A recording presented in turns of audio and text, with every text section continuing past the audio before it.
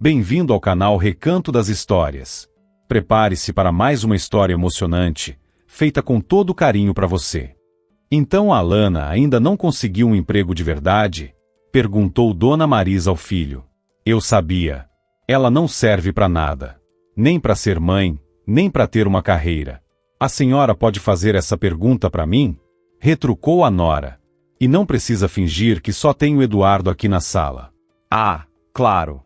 Nossa exibida sempre precisa se manifestar, resmungou a sogra, com uma careta. Alana, eu até entendo que lá no seu vilarejo ninguém te ensinou boas maneiras, mas depois de tantos anos nesta casa, já era hora de se ajustar. Dona Marisa, os seus padrões eu nunca vou alcançar, rebateu Alana com um sorriso irônico. E que cheiro horroroso é esse? Fez careta a mulher. Gasolina? Isso vai nos intoxicar. Ai, minha cabeça já está girando. A senhora tem saúde de sobra, suspirou Alana. Daria até para puxar um arado. Mais respeito com a minha mãe, alertou Eduardo, semicerrando os olhos. Ela tem razão. Já passou da hora de você deixar esses seus modos de roceira. Minha mãe morreu cedo, fui criada pelo meu pai e meu avô, disse Alana, respirando fundo. Mas será que ninguém entende que isso não me faz menos mulher? No mínimo, podia largar esse trabalho ridículo de taxista, comentou o marido. Aquele carro é ótimo, melhor que muito zero por aí. Respondeu Alana, irritada. Meu pai reformou ele inteiro, peça por peça. Ah, por favor, você nem tem cliente decente. Só doido, debochou Eduardo. Teve aquela história da coruja, depois o pessoal do canil indo para a exposição. E os adolescentes do baile. Sem contar os esquisitos que nadam de madrugada. É que me passam só as corridas que os outros motoristas não querem, suspirou Alana. Mas meu Opala é um carrão. Espaçoso, fácil de limpar por dentro. Por isso sou a preferida dos recém-casados. E essa é toda a sua clientela, ironizou Eduardo. A cidade inteira deve estar rindo de mim. Me poupe, disse Alana, pegando as chaves e saindo apressada. Só quando ouviu o ronco familiar do Opala é que conseguiu se acalmar. O marido e a sogra talvez fossem as únicas pessoas no mundo capazes de tirá-la completamente do sério. Especialmente Dona Marisa, a respeitada professora de etiqueta da escola de elite da cidade. Ela até parecia ter saído de outra época. Parecia que havia saído direto de um colégio interno para moças de família e aterrissado naquela realidade dura. Saias longas, blusas engomadas, o broche sempre preso à gola, o coque esticado. Esse era o uniforme diário de Dona Marisa. Como forma de protesto, Alana bagunçou os próprios cabelos curtos. Usava um corte no estilo Audrey Hepburn, atriz favorita de seu avô falecido. A sogra, no entanto, chamava aquele penteado de corte de menino doente. Mas, curiosamente, Alana achava graça disso. Sabia que era bonita à sua maneira, sem maquiagem, sem saias longas ou frescuras femininas. E embora não soubesse qual garfo usar para peixe ou carne, desmontava o motor com facilidade.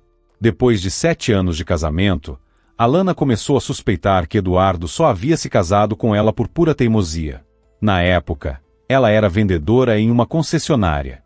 No início, ele a tratava como uma boba que não entendia nada de carros, mas um ano depois, o salão fechou. Alana nem pensou 2 vezes.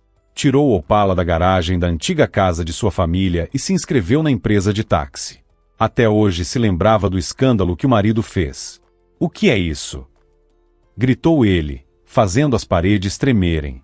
Minha mulher não pode ser taxista. Por quê? Questionou Alana, tranquila. Se preferir, posso ir para uma oficina. Tenho diploma de mecânica e, aliás, também tenho carteira de tratorista. Você enlouqueceu. Berrou Eduardo. Dirigir essa lata velha é perigoso. Estranho. O carro passou na vistoria, respondeu ela, dando de ombros. E por falar nisso, você devia levar o seu importado na oficina. A caixa de câmbio tá fazendo barulho. Meu Deus, com quem eu fui me casar? Gritou o marido, desesperado. Vai se expor pelas ruas com essa sucata? Decida-se, Eduardo, suspirou Alana. Mês passado, você reclamava que só você trabalhava e estava cansado. Agora que arrumei algo, também não serve. Eu achei que você fosse só uma moça de loja, não uma motorista de praça, resmungou ele, aflito. Nem quero imaginar o que minha mãe vai dizer. Desde então, o carro e o trabalho de Alana eram, para Dona Marisa, os culpados por todos os problemas do casal, pela ausência de filhos, pelo afastamento de Eduardo, por qualquer coisa. Bastava Alana comentar qualquer incômodo que a sogra logo fazia questão de lembrar sua profissão. Alana estacionou o carro no ponto perto da rodoviária e ligou o rádio do táxi. Na mesma hora, uma senhora subiu no banco de trás carregando várias sacolas. Uma delas soltava um barulho estranho e exalava um cheiro esquisito. Filha, me leva até a Avenida Central, anunciou a passageira. Tô levando um cabrito pro casamento do meu filho. A pé eu não chego. Ele vai pagar tudo. Alana sorriu e deu partida no carro. O marido tinha razão. Ela realmente atraía passageiros peculiares. Entre os colegas da Central, seu apelido não oficial era Senhora Sorte. Isso porque não só se metia em situações inusitadas, como também saía delas com facilidade. Mal deixou a velhinha no destino, recebeu um novo chamado da Central. Precisava buscar alguém num terreno vazio nos arredores da cidade. Os outros motoristas haviam recusado. Alana foi. Gostava de trajetos longos e ultimamente, evitava ao máximo ficar em casa. Parecia que o marido havia se casado mesmo era com trabalho, e a julgar pelos últimos tempos, amava muito mais a profissão do que a própria esposa. Claro, César, dizia Eduardo ao telefone com o chefe. Pode deixar. Se precisar, vou para qualquer viagem a trabalho. E hoje posso ficar até meia-noite. Alana apenas arqueava a sobrancelha, mas Eduardo parecia nem notar. Desde que o novo diretor havia assumido a empresa, o tal César, substituindo o próprio pai, o marido enlouqueceu. Só queria puxar o saco do chefe, subir de cargo, mostrar serviço, e nem percebia o quanto estava ridículo. Depois do turno, Alana voltou para casa. Tirou a roupa impregnada de gasolina e fumaça, colocou para lavar, tomou um banho e foi direto para a cama. Nem esperou pelo marido. Ele mandou mensagem avisando que o chefe pediu para ficar até mais tarde no escritório. Ela suspirou. Estava cada vez mais dormindo sozinha. E claro, segundo Dona Marisa, isso também era culpa da profissão pouco feminina da nora. Na manhã seguinte, o marido apareceu em casa de surpresa. Tomava café com um olhar perdido, como quem ainda não entendeu em que dia está. Você mandou meu terno para a lavanderia? Perguntou Eduardo. Aquele smoking, o de festa. E para que você vai usar smoking? Alana olhou desconfiada para o marido. É o aniversário do César, anunciou Eduardo, como se fosse um evento de gala. Hoje à noite. Vai ser na casa de campo dele. Primeira vez que sou convidado. Não quero fazer feio. E eu não vou precisar de um vestido? Perguntou Alana. Ou você vai sozinho? Na verdade, vou sim. O convite é individual. E como pretende apresentar sua esposa para os seus parceiros de negócio? Acha que eu vou te levar lá e dizer que a minha esposa é taxista, que vive rodando por aí com maluco naquele trambolho que herdou do avô? E vai com que carro, então? Rebateu ela. Se quiser, eu te levo. Nem pensar. Em plena luz do dia, prefiro morrer a aparecer com seu carro, resmungou Eduardo. Meus colegas vão me dar carona. Mas daqui a 3 horas, você me busca. Nem 1 minuto a mais. Preciso manter as aparências, disse com desdém. Não que você entenda muito disso. Decide logo, Eduardo, ironizou Alana. Quer uma esposa taxista ou não quer? Já falei. Explodiu ele. Agora se vira com o smoking. Por favor. Faz você mesmo, murmurou Alana. Já que eu não fui digna de ir ao baile. E o que você faria lá? Zombou Eduardo. Mostrar sua total falta de classe. Todo mundo já percebeu. O seu nível é ficar contando piada com motorista de táxi no ponto da garagem. Alana se serviu de café em silêncio. Eduardo, como de costume, começou a se arrumar batendo portas e gavetas com força, só para irritá-la.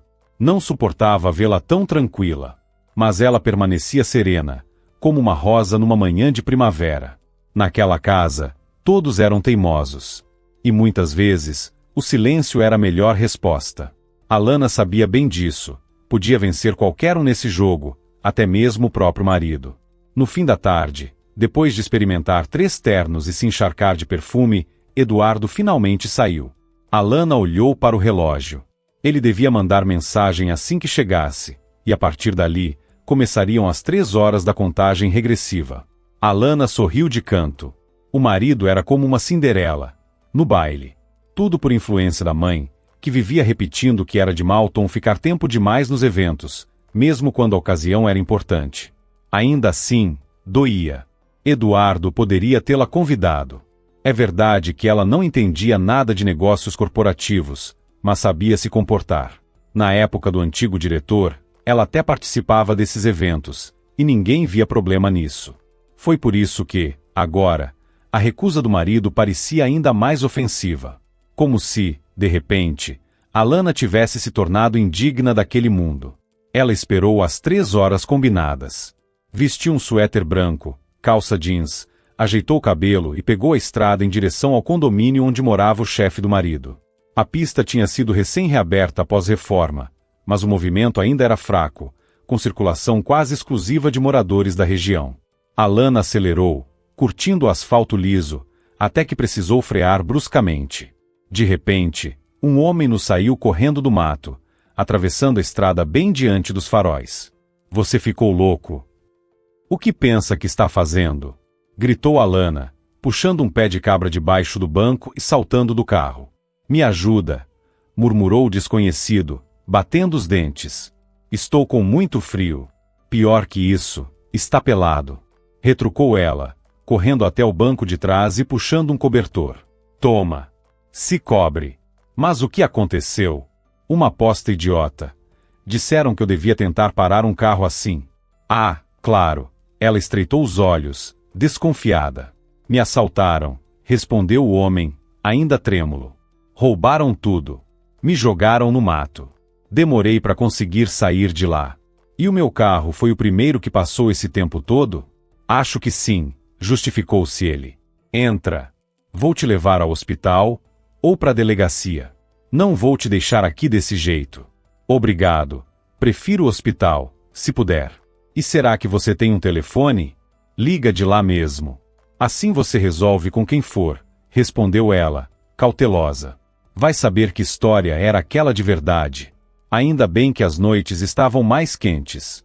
Se não, ele poderia mesmo ter congelado ali. Dei sorte, murmurou o homem, com um sorriso torto. Você mora naquele condomínio? Não. Sou taxista, explicou Alana, sem querer se estender. Estava indo pegar um cliente. Ué, e os quadradinhos do táxi? Estão no porta-luvas. Deu de ombros. Com esse vento todo, não ia ficar carregando à toa. Você fala demais, brincou ela. Guarda um pouco de força.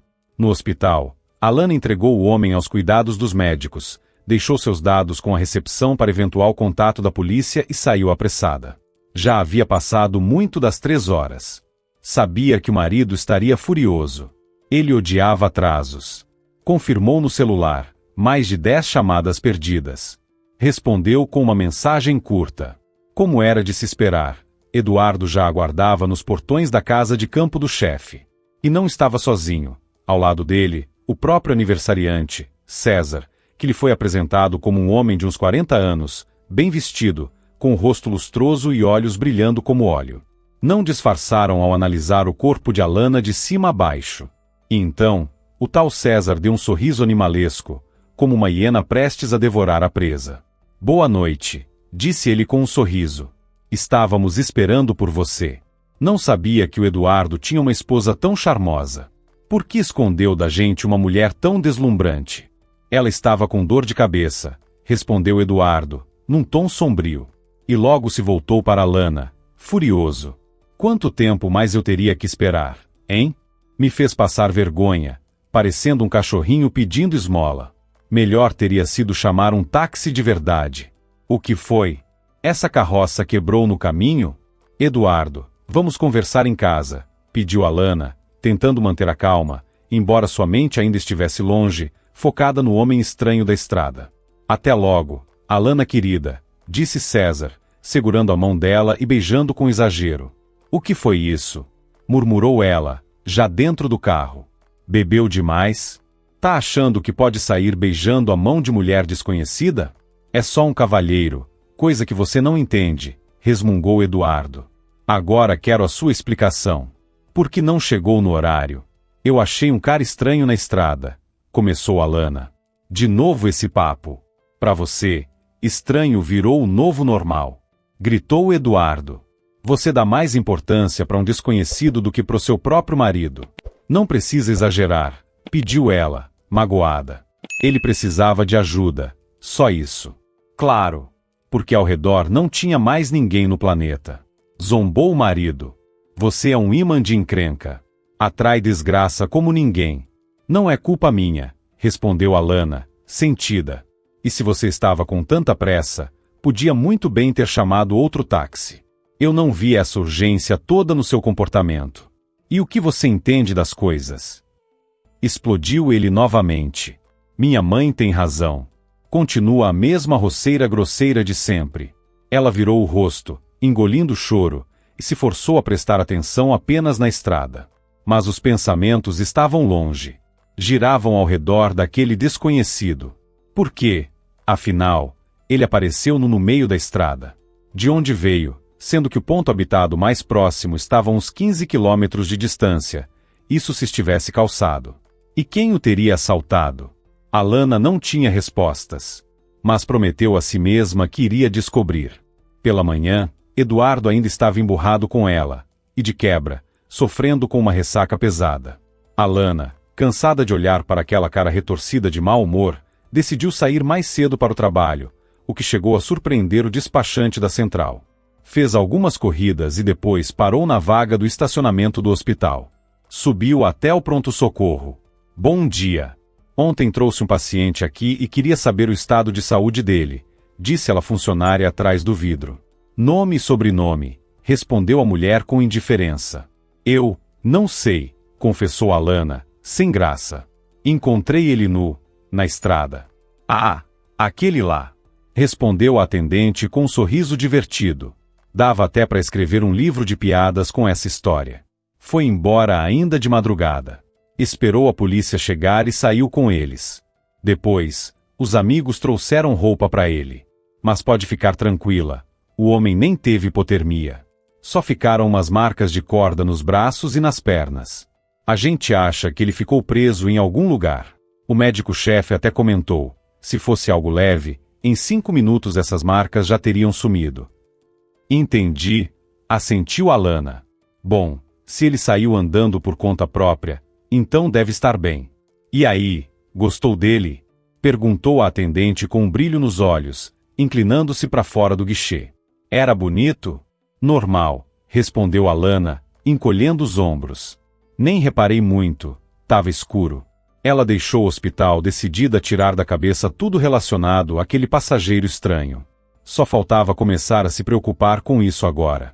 Já bastava de problemas com o marido, a sogra, o trabalho. No ponto de táxi, já vinham há tempos dando a entender que ela não era bem-vinda. Mas Alana se mantinha firme.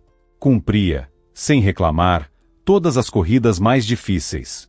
E não fazia sentido agir diferente. Aquele trabalho lhe dava independência financeira e a ajudava a não se acomodar numa vida limitada. Passou um mês. Eduardo ainda mencionava o atraso de vez em quando, mas já sem tanta energia. Agora encontravam novos motivos para implicar. Alana já nem lembrava mais do homem estranho na estrada, até ser surpreendida. Alana, no que você se meteu agora? Gritou a despachante pelo rádio, no meio do turno. Alana voltava de mais uma corrida em um bairro afastado. Vieram os sujeitos. Quase mataram seu Nelson do coração. Tá brincando? Riu Alana, sem maldade. Queriam seu telefone e seu endereço. Claro que não entreguei, né? Disse ela, agora num tom mais baixo. Mas estão te esperando no parque. Vai até lá. A gente não quer confusão por aqui. Tá bom, tô indo, suspirou Alana. Quem seriam essas pessoas? Afinal, nem se identificaram.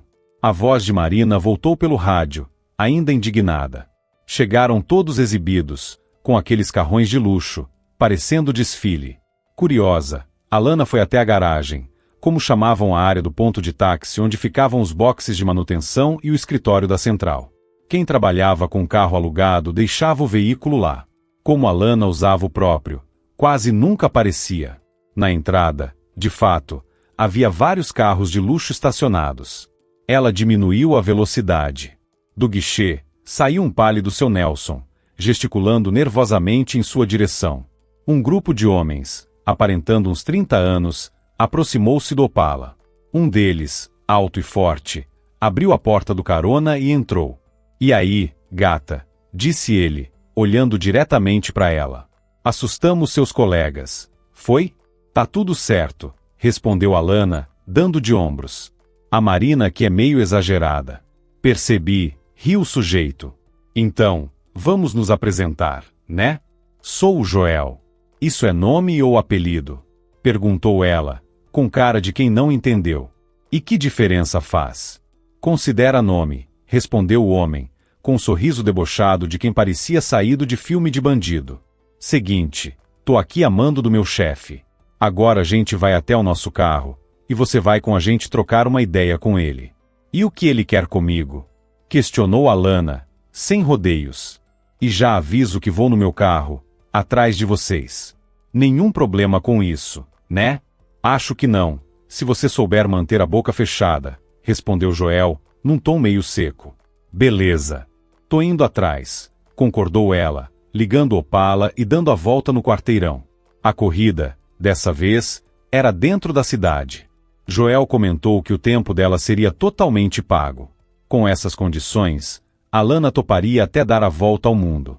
Logo estacionaram em frente a um prédio comercial conhecido como Vidraça, por conta da fachada inteira de janelas espelhadas. Diziam que o aluguel ali custava uma fortuna.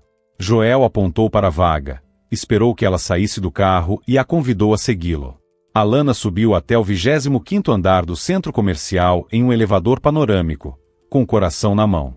Parecia que, a qualquer momento, o elevador despencaria, levando tudo junto. Mas o trajeto foi tranquilo. No andar indicado, Joel a entregou aos cuidados da secretária, uma mulher de uns 50 anos, com um sorriso rígido que lembrava Alana coordenadora da escola rural onde estudou. A secretária a conduziu até a sala do chefe. Ele estava de costas, olhando pela janela, e começou a falar sem se virar. "Obrigado por ter aceitado vir." A voz soava familiar. "Na verdade, você salvou a minha vida."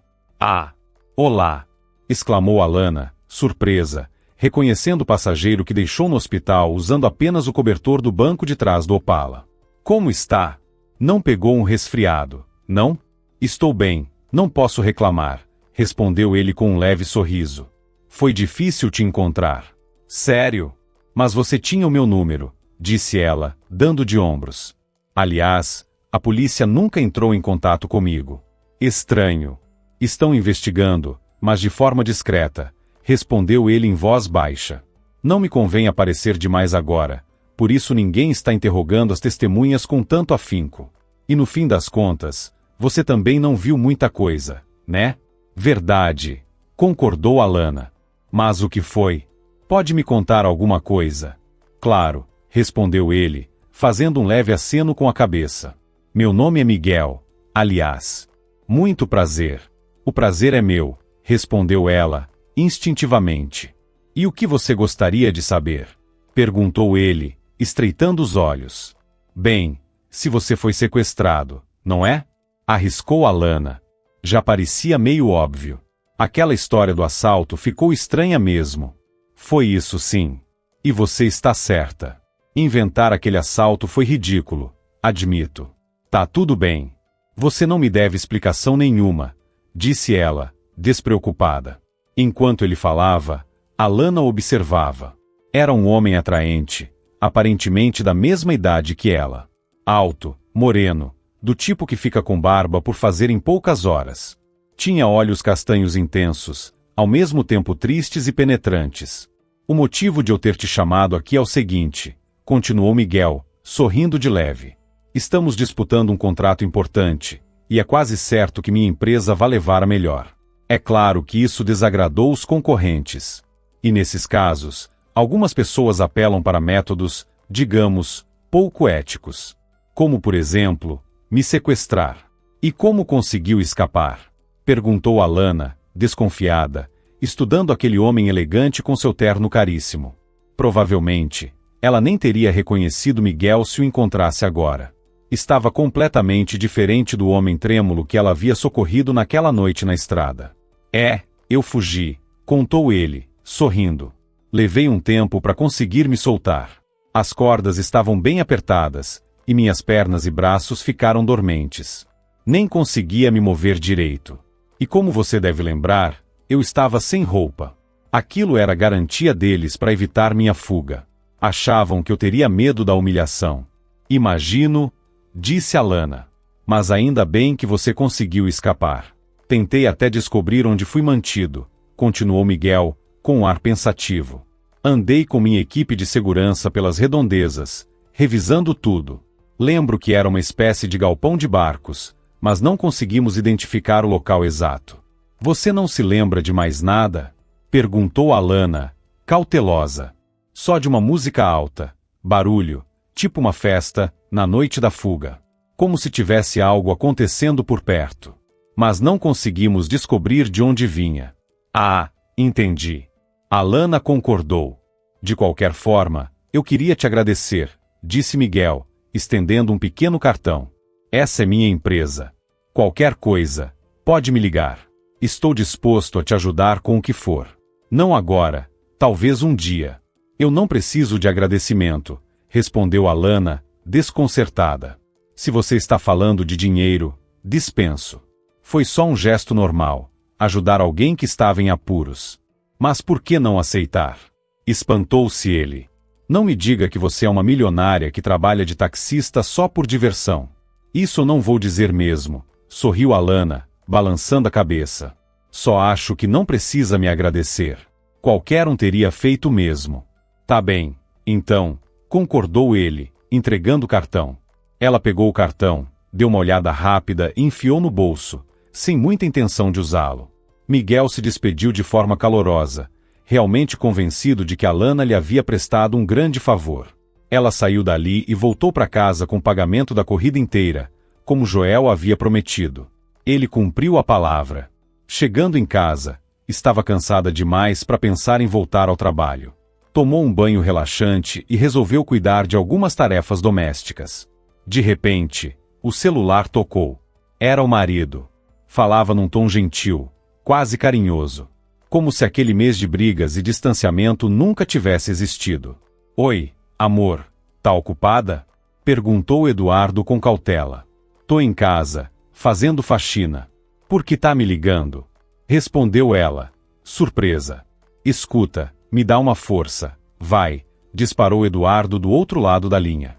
Deixei uns documentos muito importantes em casa. São pro chefe. Ele tá na casa de campo, aquela mesma onde você me buscou, lembra? E o que tem? Perguntou Alana, desconfiada. Leva lá pra mim, por favor, implorou ele. Foi o próprio chefe que sugeriu que fosse você. Tá tudo certo, ninguém vai achar estranho a sua presença. Por favor, Alana, é sério. Isso é muito importante. E se eu não tiver tempo? Rebateu ela. Ele vai pagar pelo seu tempo. E juro, eu paro de te chamar de inútil. Isso é realmente crucial para minha carreira. Tá bom, onde estão os tais documentos? Suspirou Alana, rendida. Já que é tão importante assim. Na minha sala, na gaveta de baixo. É uma pasta vermelha, respondeu Eduardo, aliviado. Alana, eu nunca vou esquecer isso. Você tá me salvando.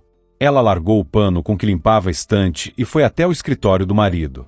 Já estava claro que não tinha escolha. Ia ter que ir. Enquanto isso, Eduardo, sentado em sua sala no trabalho, sorria com ar satisfeito. A esposa estava indo direto ao encontro do chefe dele, como uma ovelha indo pro abate. Ele mesmo não se comprometia com nada, mas tirava proveito máximo da situação. Sabia que o tal César tinha se encantado com sua mulher e pretendia usar isso a seu favor para subir na empresa. Alana, por sua vez, não fazia ideia do que estava acontecendo. Dirigia rumo à casa de campo com a pasta vermelha no banco do passageiro do Opala. A estrada estava quase vazia naquela hora do dia, e o trajeto foi tranquilo. Ao chegar, o chefe de Eduardo recebeu nos portões com uma expressão relaxada. Entre, venha conversar um pouco, disse ele com um sorriso preguiçoso. Pegou a pasta das mãos dela com desinteresse, como se nada ali fosse urgente. Preciso ir, respondeu Alana, tentando manter a formalidade. Mas uma boa esposa deve pensar na carreira do marido, não é? Disse ele, com um sorriso enviesado. Vamos conversar sobre isso com uma taça de vinho. Estou dirigindo, lembrou ela. Mas posso aceitar um café. Excelente. Sabia que você era esperta, respondeu César com um sorriso triunfante. Se preocupa com a carreira do marido, e no geral, parece ser bem atenciosa. Aliás, Alana, completou ele, a casa está só para nós. Mandei até o segurança embora. Ela o encarou, confusa. Será que ele realmente estava insinuando o que parecia? Poderia estar exagerando, vendo insinuações onde não havia, ou talvez não. Com tudo o que vinha acontecendo, Alana decidiu não tirar conclusões precipitadas. Vai que o tal César não quis dizer nada demais. Na sala de estar, sentaram-se à mesa já posta. Alana escolheu a cadeira mais distante possível do anfitrião, mas ele logo encurtou essa distância, aproximando-se demais e ainda passando o braço pelos ombros dela. Sabe, Alana, aqui na empresa somos como uma grande família, discursava César, exalando cheiro forte de álcool. Eu acredito que os funcionários podem, sim, esperar uma promoção, desde que suas esposas também estejam dispostas a colaborar para o bem geral.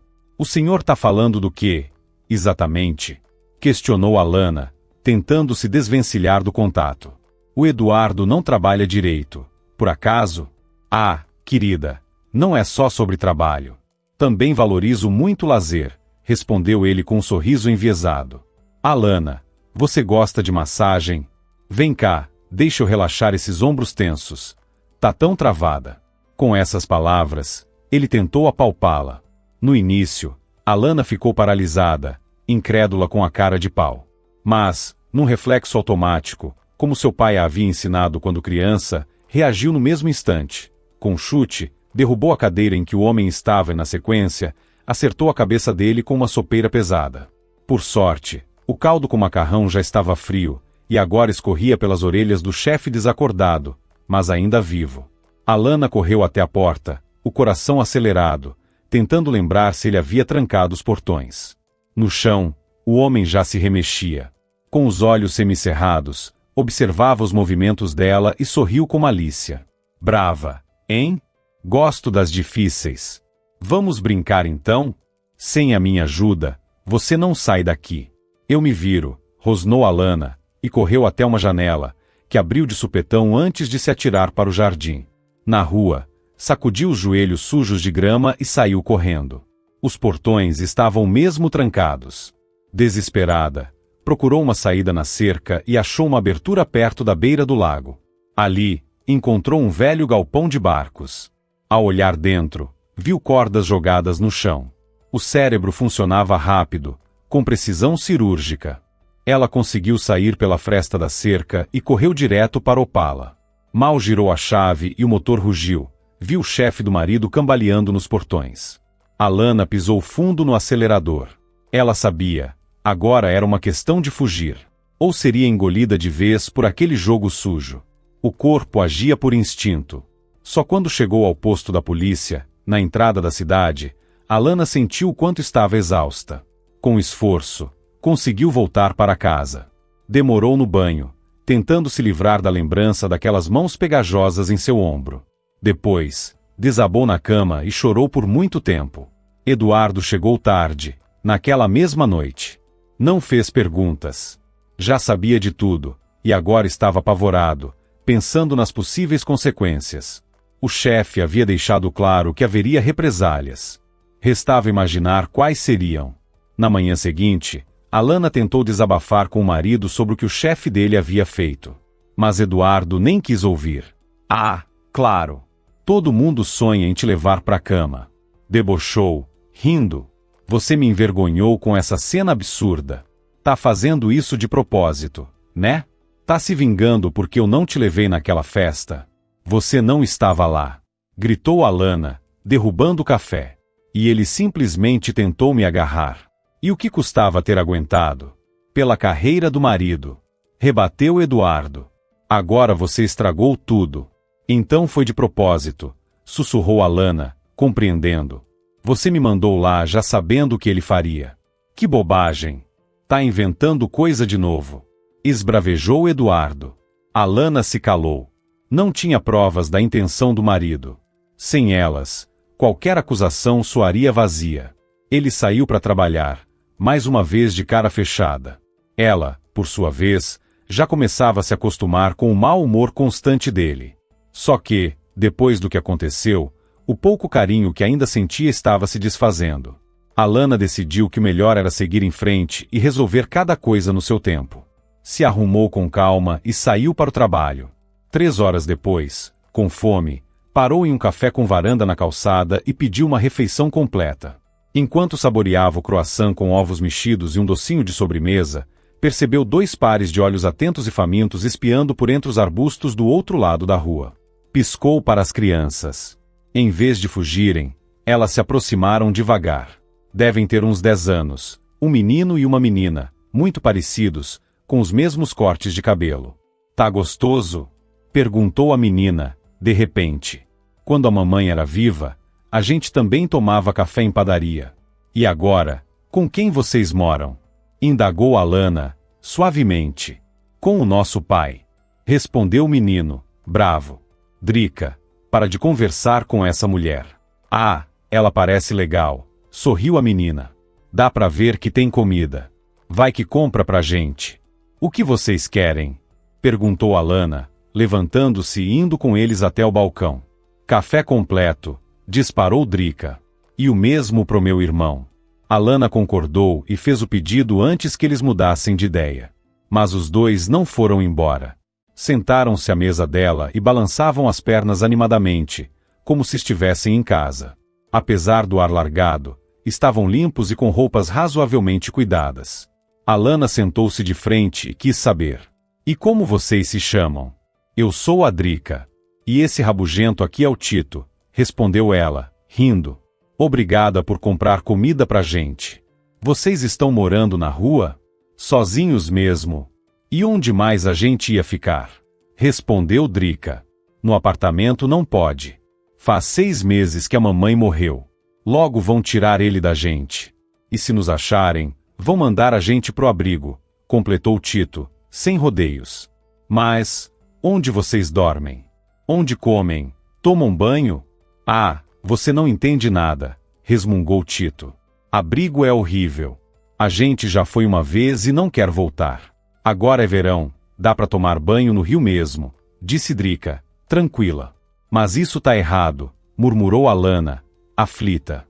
Como é que vocês ficaram sozinhos assim? Nosso pai morreu no ano passado. Ficou doente por muito tempo, suspirou Tito. E a mamãe foi atropelada. Não sobrou mais ninguém.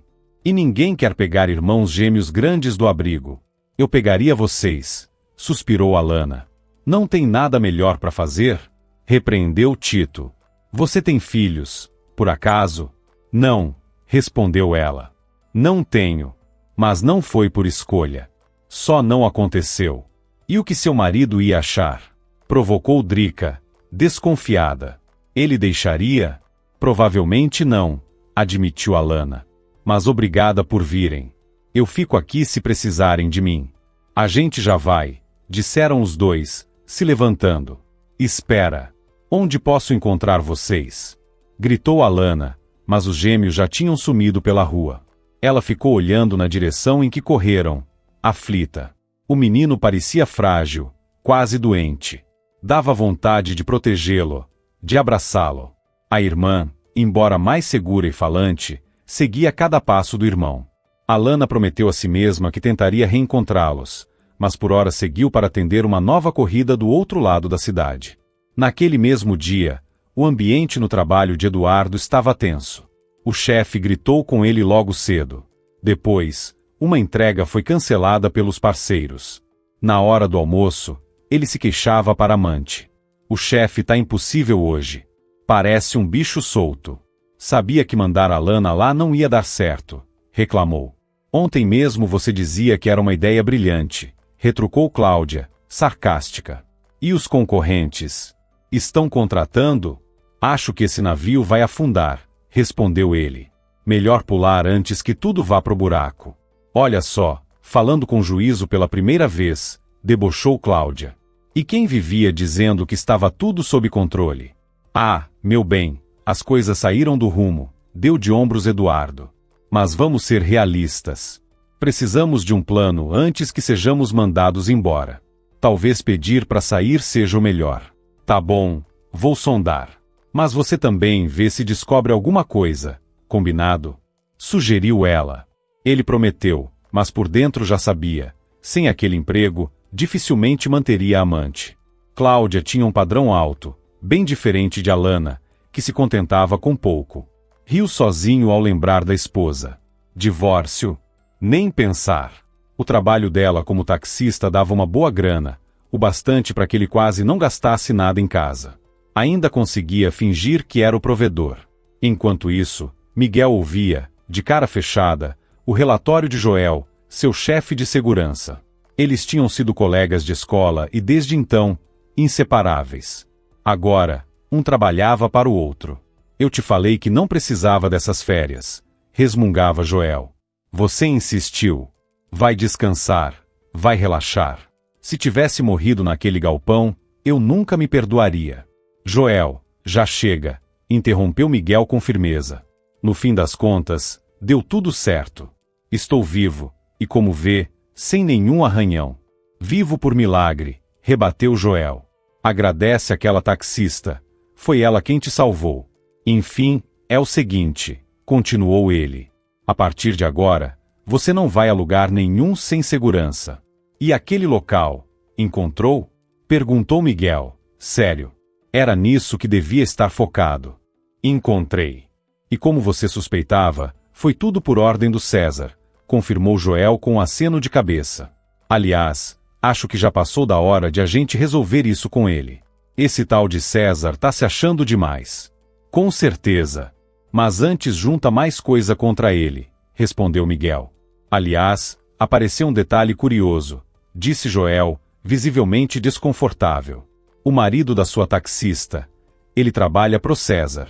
Vive puxando o saco dele, é o queridinho do chefe. Você tem certeza disso? Miguel agora demonstrava verdadeiro interesse. E eu que ficava me perguntando o que ela fazia naquela estrada deserta naquela noite. Mal passava carro por ali. Agora tudo começa a fazer sentido. O aniversário do César foi justamente naquela data. No mesmo dia em que você escapou, assobiou Joel. Então ela estava indo para lá? Pode ser, ou talvez só estivesse indo buscar o marido, ponderou Miguel. Mas, por ora, não faça nada. Primeiro, vou falar com ela. Quero tentar retribuir o bem que me fez. Quem sabe ela possa salvar o marido dos próprios problemas. Tá, mas não demore muito, alertou Joel. Não gosto dessa situação. Agora vamos ter que andar com cautela por causa de uma mulher? Ela me salvou a vida, lembra? Rebateu Miguel. Então trate de mostrar um pouco mais de respeito. A conversa terminou, e o chefe de segurança, ainda contrariado, saiu para continuar a investigação.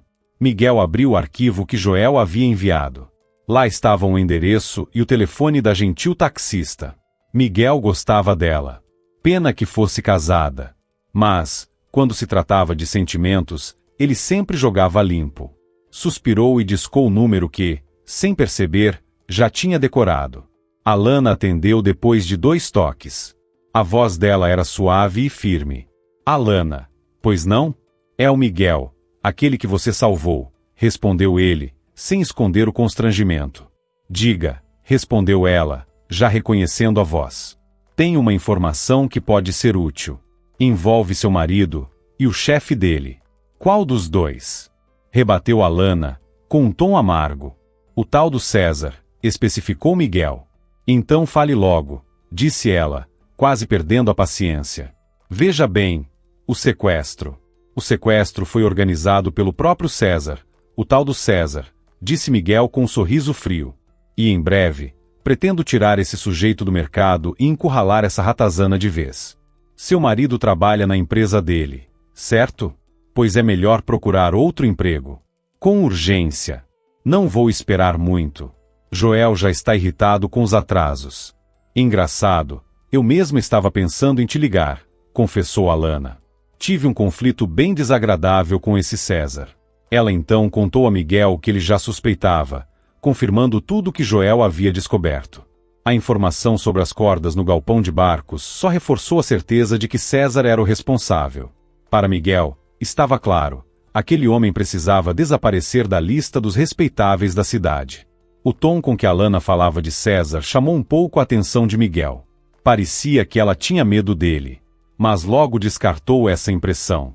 Provavelmente, os dois mal se conheciam. Depois da ligação, Alana telefonou para Eduardo, e sem rodeios, passou o aviso, era melhor ele sair da empresa. Para sua surpresa, o marido levou a informação a sério. Chegou até a agradecer pela preocupação, e logo correu para redigir sua carta de demissão. Faltava apenas conseguir a assinatura de César. E onde você pensa que vai com tanta pressa? Perguntou César, com os olhos semicerrados, massageando o enorme galo na testa. Nem pensa em me compensar pelo dano moral? São questões de família, respondeu Eduardo, murmurando. Preciso sair logo. Minha mãe vai começar um tratamento. Que conversa é essa? Rebateu o chefe. Sua mãe tá viva e bem, vive falando comigo. Esqueceu? De todo jeito, quero que assine, insistiu Eduardo, inflando o peito. Será que você é só mais um rato abandonando o navio? César estreitou os olhos. Um rato bem gordo, cara de pau, mentiroso, que ainda tem coragem de olhar na minha cara e mentir. Eu não tô mentindo, gaguejou Eduardo, já vermelho. Então fala logo tudo, ou não assino nada, exigiu o chefe, com aquele faro instintivo que sempre teve para traições. Tá, é que tem gente aí fora querendo se vingar de você, suspirou Eduardo. Me disseram que sua empresa vai afundar. Só por isso decidi sair. Que bom. Agora cai fora, respondeu César, com um sorriso cínico. Mas nem pense que vou assinar sua carta. Viu? Agora eu tenho problemas maiores. Tenho que salvar minha própria pele. Com essas palavras, César puxou a gaveta da escrivaninha, tirou do armário a bolsa esportiva que usava para ir à academia e começou a enfiar nela tudo o que conseguia pegar. Eduardo observava, paralisado, já entendendo que salários, bônus e qualquer estabilidade haviam ficado no passado. O chefe lançou-lhe um último olhar tão cortante que Eduardo não pensou duas vezes, saiu apressado da sala. Na manhã seguinte, ninguém sabia o paradeiro de César. Joel, irritado, revirava tudo em busca de alguma fonte de vazamento. Miguel, por outro lado, suspeitava que havia sido ele mesmo responsável, ainda que indiretamente, por toda a movimentação. Alana já não sabia mais em quem acreditar. Observava o marido andando de um lado para o outro pela casa e entendia cada vez menos o que estava acontecendo. A reviravolta no mercado foi rápida. Em uma semana, ficou claro que o grupo de Miguel havia absorvido todos os antigos clientes da empresa de César. Alana, a princípio, se sentiu aliviada com as mudanças. Mas logo percebeu que sua situação só havia piorado. Desesperado, Eduardo não conseguia emprego em lugar algum. Ninguém queria saber de ex-funcionários de César. Começou então a cobrar ajuda da esposa. A culpa de tudo isso é sua, Alana. Agora você que resolva. Insistia ele. Você sabe que ele gosta de você, então pede uma vaga para mim lá no tal Miguel. Mas nada de coisinha simples, hein? Já pede logo o cargo de chefe de setor, com salário dobrado. Não, quer saber? O salário deixo por minha conta. E o que mais você quer que eu faça? Suspirou Alana, exausta. Vai que ele me manda embora com tudo isso. Tenho certeza de que não, rebateu Eduardo. Vai lá, se porta como mulher. Sabe? Joga charme, faz aquele olhar. Ah, de novo isso. Cortou Alana, irritada. Se é para fazer charme, vai você lá seduzir ele. Eu cansei desse teatro. Tá bom, recuou o marido. Mas conversa com ele, do seu jeito. Só não fala nada de salário. Isso deixo comigo. Se não, você estraga tudo. Aliás, quanto você ganhava lá com o César mesmo? Perguntou Alana de repente. Mas Eduardo sequer respondeu. Mesmo contrariada, Alana foi até o escritório de Miguel. Ele a recebeu com alegria, oferecendo café e doces, mas ela carregava um peso no coração, como se estivesse traindo a si mesma. Era algo importante. A conversa foi um pouco desconfortável, mas mesmo assim, Miguel sorriu e concordou em contratar tanto o marido de Alana quanto a tal Cláudia. Pediu apenas que os dois comparecessem para uma entrevista dentro de algumas horas. Alana mandou as informações para Eduardo e foi até seu café favorito. O coração apertado, a consciência pesada. Queria se consolar com alguma comida gostosa. Sentou-se na varanda e ficou lá por quase 2 horas, imersa em um turbilhão de sentimentos, até ouvir uma voz familiar às suas costas. Você vai comer isso ou não? Drica, disse Alana, surpresa e feliz. E o seu irmão? Cadê ele? Ficou doente, suspirou a menina. Está fraco, quase não levanta. Mas tem que levar ele ao médico. Alana levantou-se num pulo. Se a gente for, vão separar a gente e mandar pro abrigo, respondeu Drica, com os olhos marejando. E você, por que tá aqui sozinha, com essa carinha triste? Perguntou a menina, com cuidado. Fiz uma coisa de que me arrependo, confessou Alana. Consegui um emprego para o meu marido com uma pessoa muito boa. E tá triste por isso? Drica franziu a testa, sem entender. É que meu marido não é lá grande coisa. Mente, engana. Temo que ele possa passar a perna nesse homem. Ah, mas vai ver, esse homem não é bobo, disse Drica. E se for, a culpa é dele. Quem é bobo demais vira alvo fácil, ainda mais na rua. É, faz sentido, murmurou Alana. Sabe de uma coisa? Vamos comprar comida para levar pro seu irmão. Já que ele não pode vir até aqui. Mas você promete que não vai contar para ninguém onde a gente tá? Sussurrou Drica. Eu juro, prometeu Alana. Elas foram de carro até uma casa velha e parcialmente em ruínas. Era longe do café, e Alana se perguntou como aquelas crianças conseguiam andar tudo aquilo. Mas não comentou nada. Ao chegarem, encontraram Tito desmaiado, queimando de febre. Sem pensar 2 vezes, Alana o pegou nos braços. Aonde você vai com ele? Perguntou Drica, desesperada. Pro hospital. Ou você quer que ele morra? Não se preocupe, tenho amigos lá. Vou pedir para não registrarem nada. Tá bom, murmurou Drica, vencida pelo medo. O trajeto até o hospital foi em silêncio. Assim que chegaram, Alana ligou para um médico de confiança. Era um de seus passageiros habituais, praticamente um amigo. Alana o levava com frequência sem cobrar nada, como um gesto pessoal de bondade. Agora, finalmente, aquela amizade estava servindo para algo. Onde está a criança? Perguntou o Dr. Paulo, saindo apressado do pronto-socorro junto com o enfermeiro empurrando a maca. Ué, Alana, nem pensou em chamar uma ambulância? Esbravejou ele. Não deu tempo, respondeu ela, ofegante. Essa é a irmã dele. Vai lá também, insistiu o médico. Não vou ficar explicando tudo sozinho para uma criança. Alana ficou no hospital até o fim da tarde. Drica tomou banho, vestiu o pijama do hospital e foi encaminhada para o andar de internação. Seu irmão estava em coma, na UTI. Deram à menina um pequeno sofá na sala da enfermagem, mas ela insistia em ficar sentada na porta da UTI, como uma sentinela. Mais tarde, Dr. Paulo chamou Alana para conversar. Olha, com grande chance, é encefalite, suspirou ele. Um carrapato picou o menino. A irmã confirmou. E claro, as crianças não levaram o bicho para análise, né? Nem teria mais sentido agora. Mas estamos tratando. Ele vai melhorar. Alana o encarava, assustada. Ele está em coma. Com edema cerebral, completou o médico. Estamos fazendo tudo possível. Mas não tem como dar prognóstico. Ninguém sabe se vai despertar. Pode acontecer. Já vi criança sair do coma depois de 1 mês. Então, encefalite não é sentença. E a menina? Perguntou Alana, com esperança. Tecnicamente, não podemos deixar ela aqui, admitiu o Dr. Paulo. Mas são gêmeos. E bem, uma das auxiliares aqui do hospital se ofereceu para hospedá-la. Ela mora no alojamento, ali nos fundos. Isso evita qualquer exposição. Durante o dia, ela pode ficar aqui. Alana agradeceu e foi dar a notícia a Drica. A menina não ficou feliz por ter que dormir na casa de uma estranha, mas não reclamou. Apenas concordou com a cabeça e agradeceu, baixinho. As 2 semanas seguintes passaram voando. Alana trabalhava, depois ia direto para o hospital. Eduardo, por sua vez, estava satisfeito. Já fazia planos ambiciosos de dominar o novo ambiente de trabalho, embora nem soubesse exatamente como fazer isso.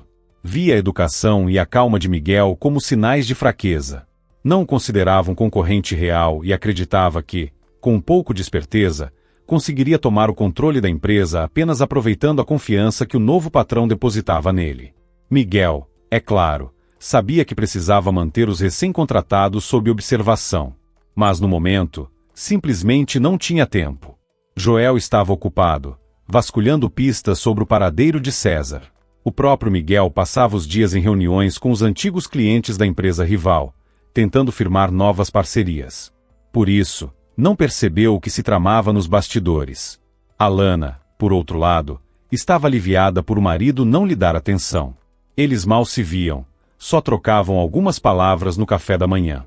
Mas um dia, precisando trocar de roupas pressas, ela voltou para casa no meio da tarde. Ao abrir a porta com cuidado, escutou vozes vindo da sala. Reconheceu imediatamente a voz de Eduardo, e a outra, para sua surpresa, era de ninguém menos que o desaparecido César.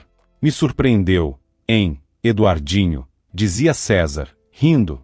Subiu rápido, ganhou confiança. Meus parabéns pelo talento. Ainda não sei o que fazer exatamente, respondeu Eduardo. A verdade é que a hora de agir é agora, enquanto Joel tá fora. Mas ainda não tenho os meios.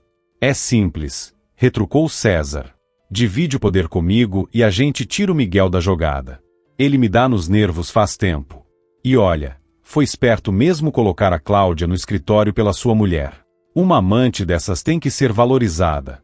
Alana levou as mãos ao rosto, horrorizada. Agora tudo fazia sentido.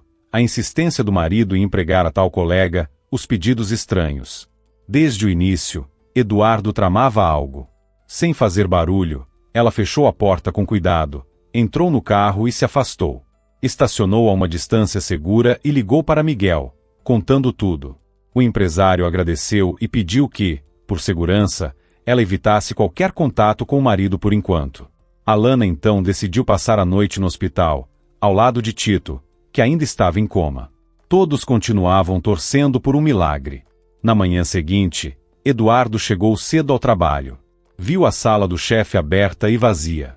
O computador estava ligado. Olhou ao redor e escutou um segurança explicando para alguém, na escada, que o patrão havia ido verificar o alarme do carro. Eduardo agiu sem hesitar. Sacou do bolso um pendrive e, sem fazer ruído, começou a copiar os arquivos da máquina de Miguel. Digitava rápido, focado. Enquanto isso, enviava uma mensagem para César, pedindo que viesse buscar o dispositivo. Conseguiu sair da sala antes que Miguel voltasse. Mas os conspiradores já estavam sendo observados, e não escapariam por muito tempo. No estacionamento, os dois foram capturados.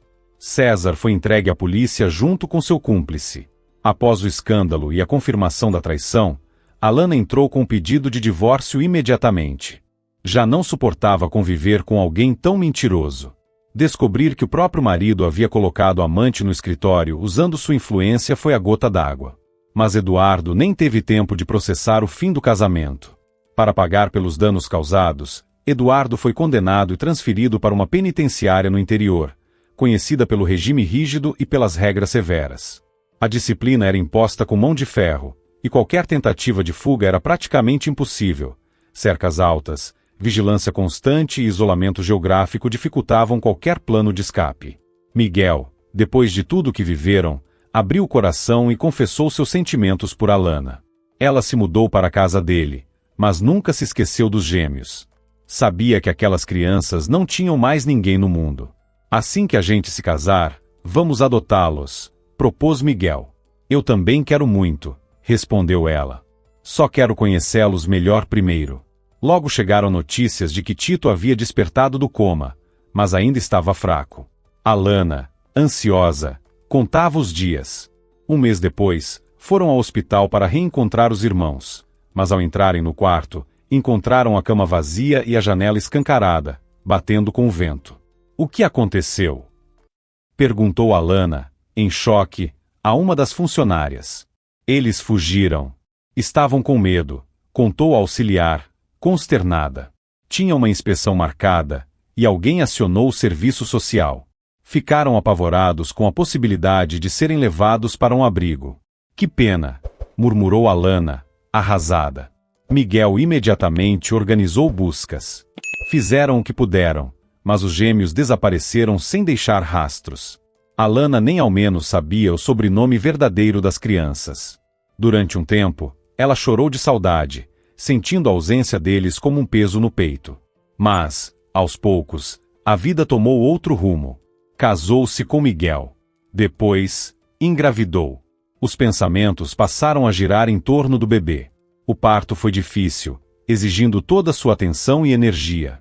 Um ano depois, Alana caminhava por seu parque favorito de outono, suspirando. O antigo café com varanda já não existia mais. No carrinho à sua frente, a pequena Lúcia, sua filha com Miguel, emitia gritinhos curiosos. Tudo havia mudado naquele último ano. De repente, Alana reconheceu uma silhueta familiar. Quase correndo, foi em direção aos jovens malabaristas que se apresentavam no coreto do parque. Um deles, ao vê-la, deixou as laranjas caírem, que rolaram pelo palco. Drica! Tito! Gritou Alana. Eu encontrei vocês. 6 meses depois, ela e Miguel oficializaram a guarda dos gêmeos. Souberam então que, após fugirem do hospital, os irmãos haviam se juntado a um pequeno circo itinerante, mas também não conseguiram esquecer Alana. Assim que puderam, voltaram para a cidade. E ela prometeu que nunca mais os deixaria ir embora. Muito obrigado por assistir a mais uma história aqui no Recanto das Histórias. Se gostou, não se esqueça de curtir. Para você é só um clique, mas para mim, faz toda a diferença.